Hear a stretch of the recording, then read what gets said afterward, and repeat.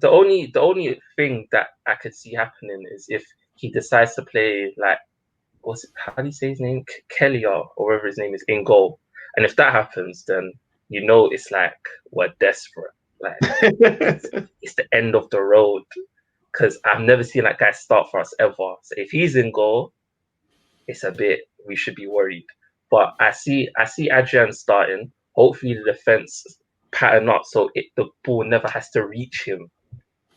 You get me? The defense have to wake up and make sure the ball doesn't even reach him. He doesn't need to take goal kicks, nothing. Just stand in the goal and look pretty.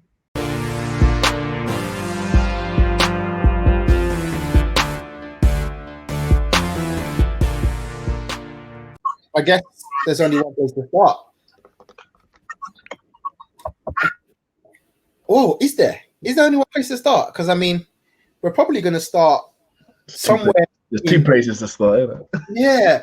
I guess we're going to start somewhere between Birmingham and Manchester because something happened in those waters over there. Because United got absolutely battered by Spurs. And... why are you so happy about that? I thought you're an Arsenal fan.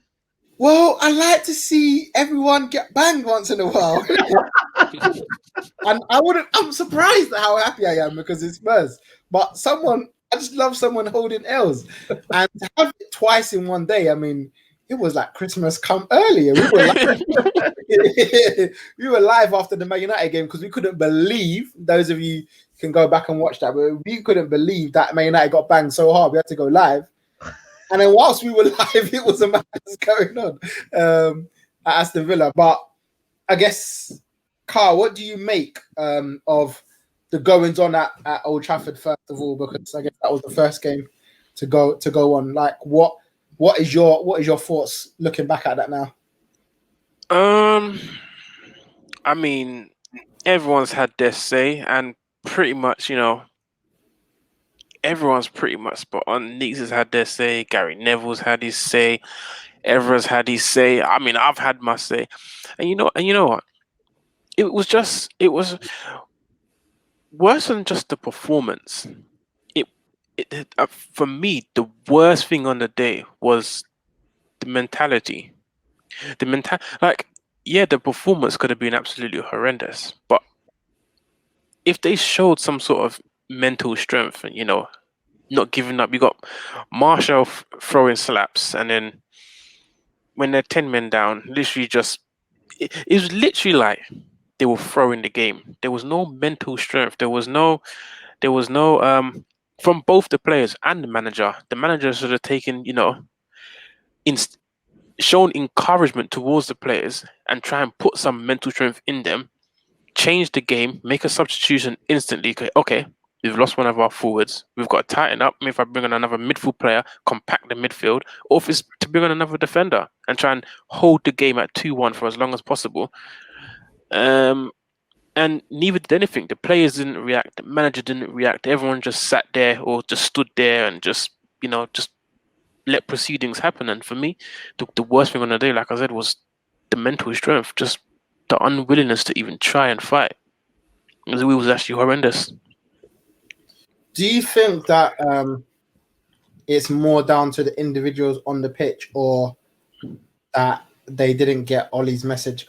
Ollie didn't get his message across enough to the players? You know what? I can't even use that excuse now. With no fans, the manager can be heard loud and clear. There's no shouting. The stadium's quiet. The manager can be heard loud and clear. In the changing room, prior to the match, on the bus, wherever, Ollie's with the team 24/7. And he has to get his message across. I mean, they got off to a bright start. They won a penalty in the first 30 seconds, and they scored, and they took the lead. I mean, if that's not enough encouragement, if that's not enough oomph to say, you know what, 1-0 up, we've got 9 minutes to go. Let's see if we can pile on the misery on Spurs. They're behind. Now they have to play ball and open themselves up to try and get back into the game. Within the next 6 minutes, Man United are losing 2-1. Like that's some weak players. That's some weak players. Honestly, that's some weak players, man. And both the players, and for me, both the players and Oli has to do better. Because, like, I think you said it the other day, like, that Spurs performance had Jose written all over it. Like, we've seen it in the All or Nothing, when in the first few weeks they were actually on the winning streak, but then when they started losing, the results weren't going their way. And Jose kept saying week in, week out, I need you to be the bad guy. Stop being the good guy. Son, be the bad guy. Get in there. Get stuck in there. Be dirty. You don't win football matches being the nice guy, being weak. And that's exactly what Spurs showed. They were, Lamella was the bad guy. They were getting stuck in. They were winning the 50-50s. And it was a Jose performance. And Man United did completely the opposite. The nice guy, weak, feeble. And then look what happened. They lost 6-1. I hear that. I get. Yeah, it just. I think for me, it was a shock factor that it just all came at once. And if anybody was to do that at Old Trafford, for Jose Mourinho to go there, Mr. Defensive, I stand back behind the ball and wait for you lot to come at you, to go 1-0 down and then score 6. Like, his heart must have just been getting mad, like sitting there cool, but inside, like, just doing the mad thing. I seen them in the documentary when they beat Burnley 1-0, how hard they celebrated that. They must have gone in the changing room and gone mad, gone absolutely mad.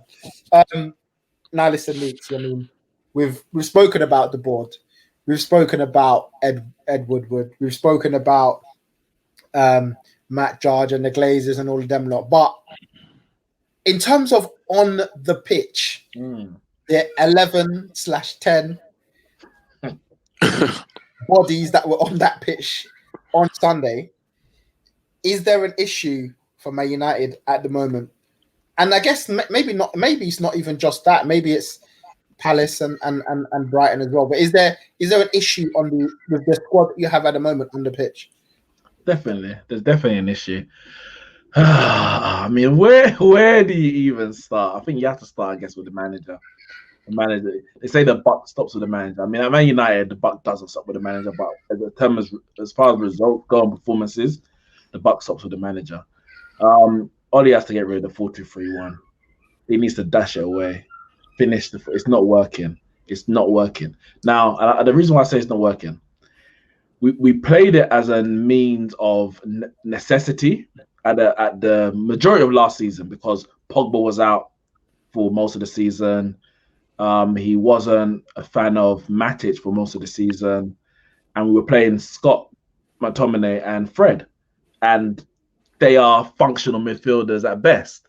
So by means of necessity, you play those two, and you had the likes of Lingard, Andreas Pereira, and Rashford behind the striker, or whatever it may have been, whoever was out injured or whatever. Bruno came in and just slotted into the number 10 position, but obviously Pogba's still out. Matic wasn't in favour. Then after lockdown, obviously all those players are back. So he's still gone with a 4-2-3-1, but he's just put better players in those positions. So he's brought in Greenwood on the right, Matic and Pogba into the midfield ahead of Fred and McTominay, and it worked. And we're popping balls around, interplay quick, everything looking good. Everyone's like, this is the Man United. Because when we were playing before, it was boring. It was very boring. Sometimes he was having to go free at the back. And then in the big games, we were going on the counter attack. So people were like, okay, I understand why you're doing that, because the quality of the players are not there. But once the quality players are available, the pressure is now to play better football. But the reality is, and Solskjaer has to realize this very, very soon, because it will be his job. He will lose his job before any of the players or any of the board. So he has to think about himself. And he has to realize that these players ain't good enough to do what he wants them to do. Whatever that is, whatever's in his head, they ain't good enough to do it.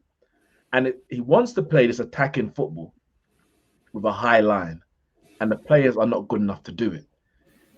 And more specifically even, because the 4-2-3-1 can work if you played with Fred and McTominay or Fred and Matic at a push. But again, it's not going to be exciting football because it's Fred and Matic.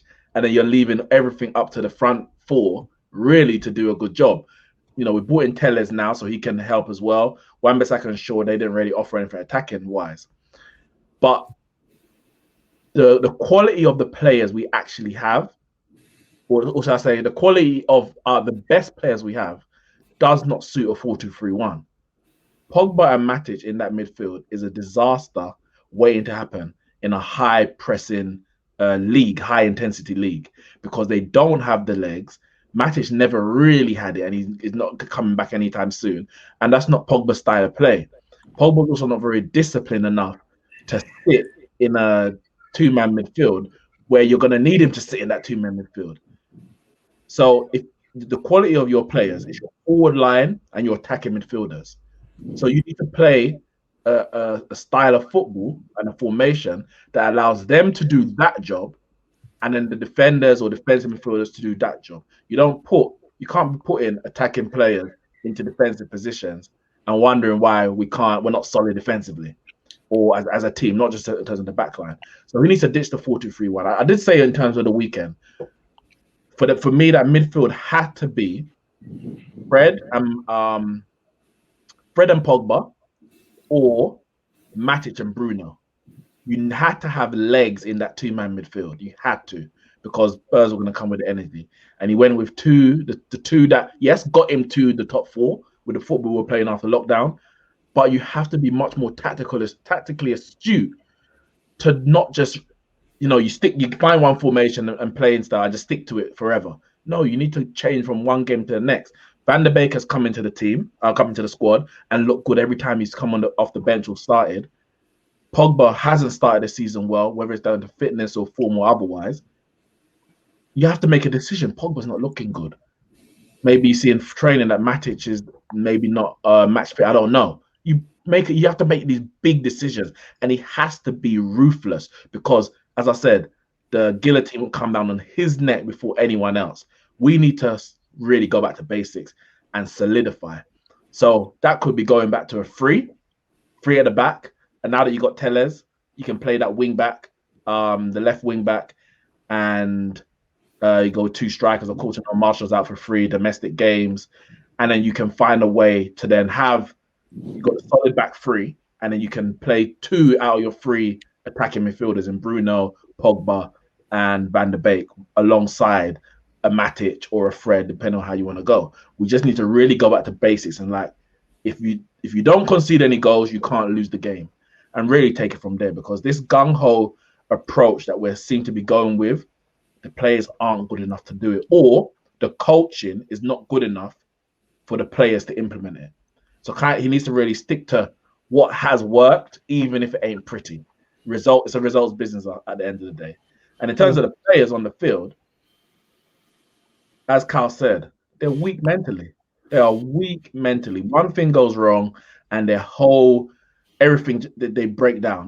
They're finished. Absolutely. You take the lead. You're 2-1 down after 7 minutes, and before even the red card, it's like we were out of the game. The players, it's like there was no sense of tactical nous even from the players, or a sense of game management. We were 2-1 down. Man sent off. It could have been even a 3-1, and players are still pressing high. I'm like, guys, now it could be a case of the manager needs to tell them to get back, but also you're 10 men down. There's senior players, or 1 man down, should I say?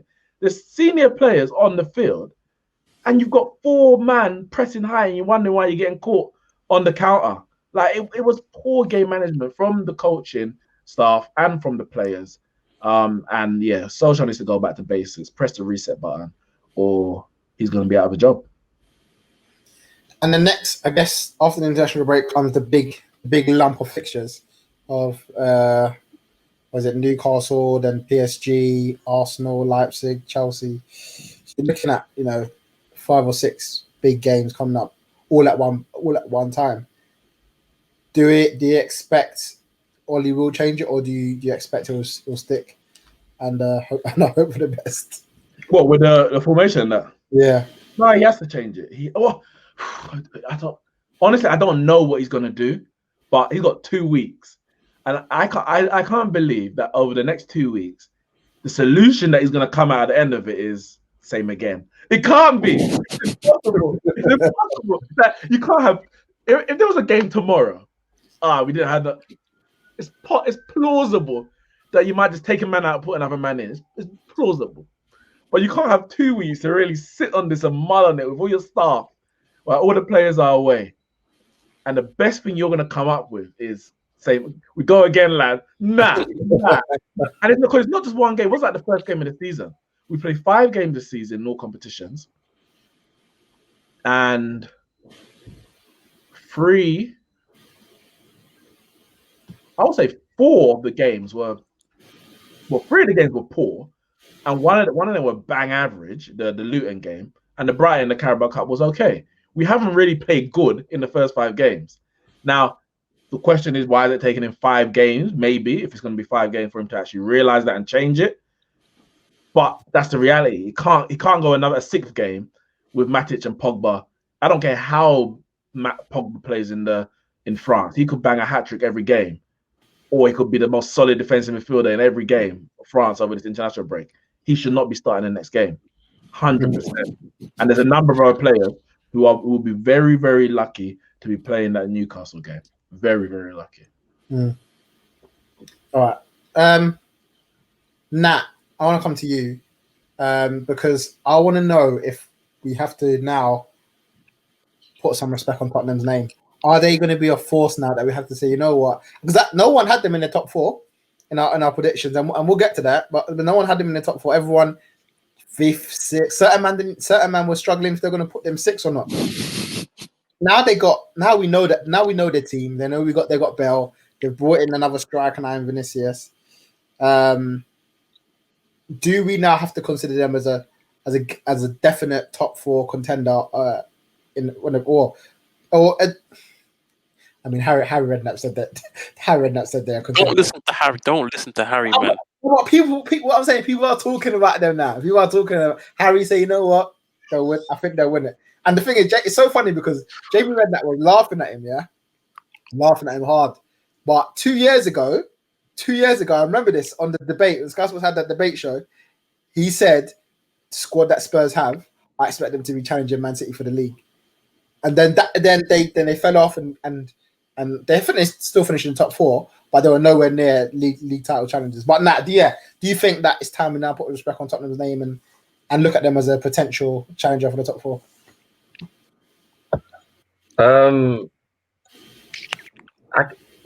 I guess we can actually start putting a little bit of respect, just a tad bit. Like, they still need to prove themselves. Like, they can't just play Man United, who were down to 10 men, and then we just say, boom, Tottenham's going to win the league. Tottenham's going to finish in the top 4. Like, we need to see them do it, like, again. They need to do it a couple more times, prove themselves, say, listen, we're here. We're not messing about. We want the league or whatever their aim is. Like, and then boom, then they'll earn my personal respect. But yeah, you just have to see. Do you not feel that 6-1 at Old Trafford, as a result alone? I know they lost to Everton at first game of the season, but as a result, as a one-off result at Old Trafford, 6-1, the fact that only one Premier League team's ever done that before, does that not alone show that actually there might be a little something that we need to be wary of? Yes and no. The reason why I say no is because it's easy to get a result at Old Trafford now. Man United are rubbish, so it's not that difficult. Sorry, when's the last time you got to Old Trafford? When's the last time you won at Old Trafford? When is the last time you won at Old Trafford? The other day, when Shaqiri came on and did the Mazine. I don't remember. I swear, it ended 3-1. I don't. That's the last one I can't remember.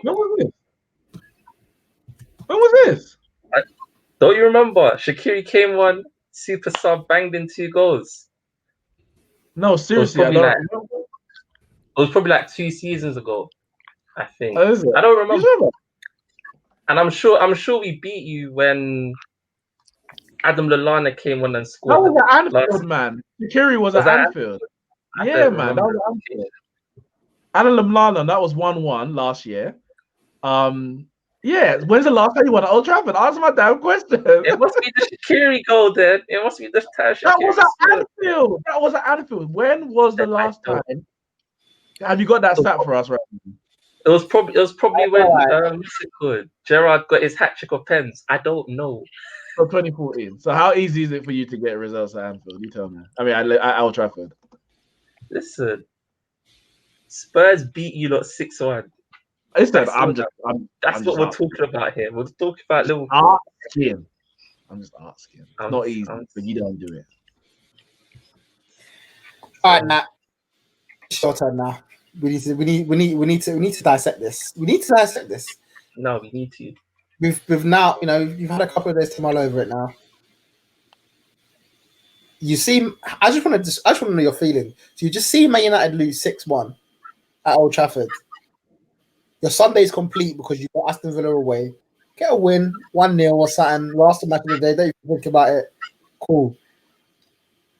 And then your defense shifts. You're the best defense in the world, best goalkeeper in the world, best centre back in the world, arguably the best left back in the world, and arguably the best right back in the world. You've literally got almost perfect defense, and then you conceded 7 goals. Talk to me. What happened? The players need to step up. They've been too nonchalant recently. Like they've been too relaxed. After we won the league, after it was confirmed we won the league and they had that celebration, in the garden or wherever it was, every game after that, they've been so relaxed. It's like they're on this extended hangover. I just don't get it. Like they're too nonchalant. Like they sometimes when we concede, it's just like they don't understand why they conceded. It's because you're not doing your job. Because you're not doing your job. It gets annoying. It gets frustrating sometimes. And then like, for example, like Van Dijk, for example, say we concede, he does this thing where he looks upset like a child who's had his toy taken from him. He does this thing. He does this strop thing that he does. It gets on my nerves, and he doesn't realize. Personally, I think when he does that, it has a negative effect on the rest of the back four because he's so tall. Everyone's seeing him. Like instead of doing that whole strop thing, say to them, "Come on, guys, let's go. Let's defend properly. Let's try and even help and get a goal back because we've now conceded." So what you're telling me, it sounds like you're telling me Van Dijk's overrated. No. I'm not saying he's overrated. Sorry. I'm saying his reaction to certain things doesn't help. That's what I'm saying. Like the players need to start being accountable for their performances. Like Firmino, he needs to take a long look in the mirror and say, "Yes, I am a defensive-minded, attacking mid a striker, wherever he is." Gegenpress. Just the box to box forward. Box to box. You get me? Goalkeeping, centre back, striker. But he needs to look in the mirror and realize we need 20 goals from him every season, bro. We need him to get assists. So you need 20 goals from every season. I heard that. I heard you say that. So that means that he's never done his job at Liverpool. Is that what you're telling me? Bro, he's underperforming at this present moment. But if you ask for 20 goals a season, has he been underperforming his whole time at Liverpool? I just want to know from your point of view. Has he always underperformed? No. Has he No, he hasn't underperformed in that respect. Because like obviously I'm saying 20 goals a season because like that's what everybody wants from a striker, and like 20 goals a season. Like obviously it's not always possible when you have people like Salah and Mane playing alongside you. Sometimes you just have to give them the goals, move out the way, get into positions that allow them to score, which is what he does, isn't it? But it's just like, come on, man. Games like this against Villa, you're a striker. Get up there and score goals. Do what you're supposed to do. Did you lot miss Mane? Stop chilling. Did you lot miss Mane? Do we miss Mane? I think so. Like, I don't. It's crazy. I can't remember the stat, where there's this stat that says that without Henderson, like, we're basically rubbish. Like, I just don't get it. Like, maybe that goes I can't. what you were saying in terms of well, you said like Van Dijk's kind of response to when you concede a goal. Because I mean, Henderson's ability on the field, other than the pressing aspect, shouldn't be a reason why you lose 7-2. But when you lose 7-2, it's never to do with ability, unless it's Bayern Munich. Like, you can say we were 7 better. Well, they're actually 7-2 better than us. Aston Villa aren't even better than you, let alone 7-2 better than you. When you lose that, a lot of it comes down to leadership, mentality, etc. And maybe the Henderson aspect is, if we go behind, he has the mentality, the captaincy, the leadership to make sure our heads don't drop, to make sure we still focus on winning that. And maybe there's the other players on the pitch, especially the ones who were playing on the pitch Sunday, don't actually have that, rather than Henderson's ability, whether it's his passing or whatever it might be. I think maybe it's a leadership aspect. Was Milner playing in that game? No. Milner came on. He came on.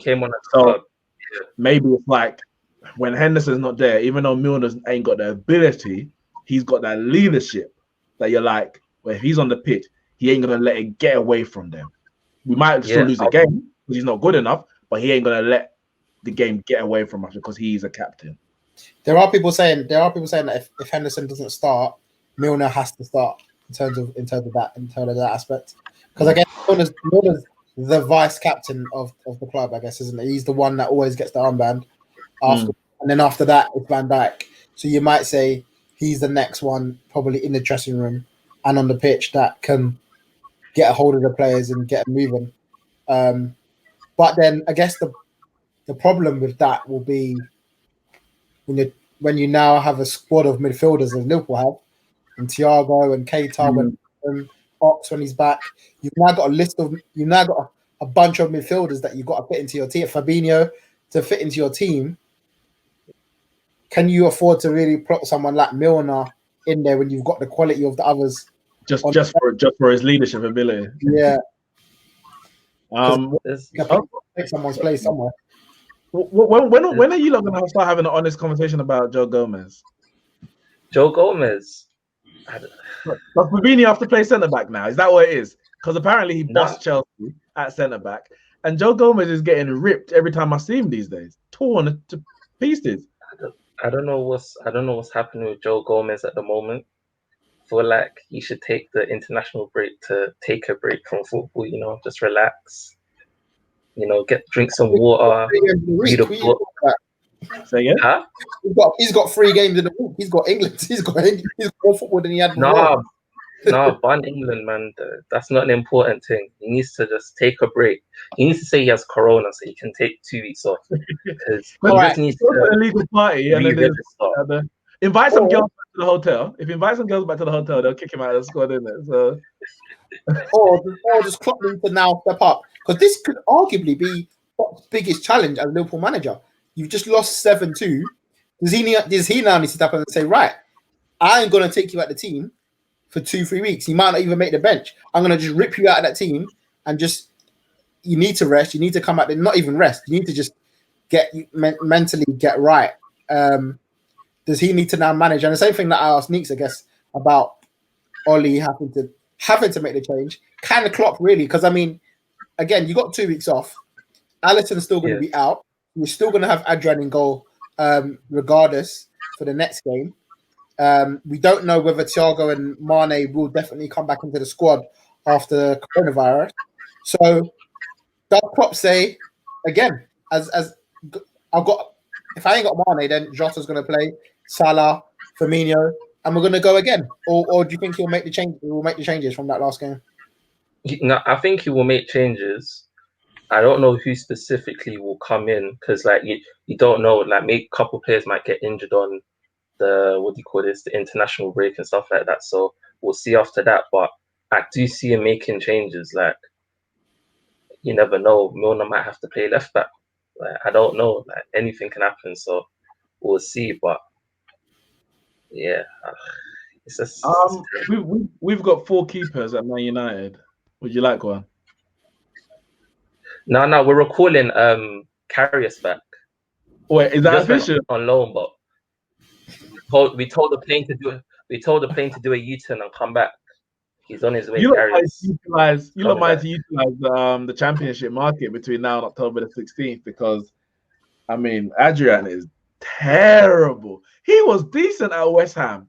What has happened? I don't know.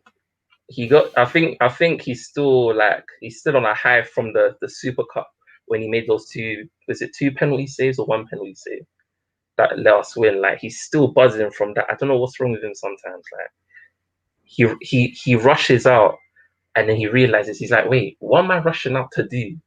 Am I supposed to save it or should I watch it go in? Like, am I a goalkeeper or am I a spectator? Like, what am I actually doing here? Is this football? Sometimes I think he doesn't realize he's playing football and that he actually needs to do his job.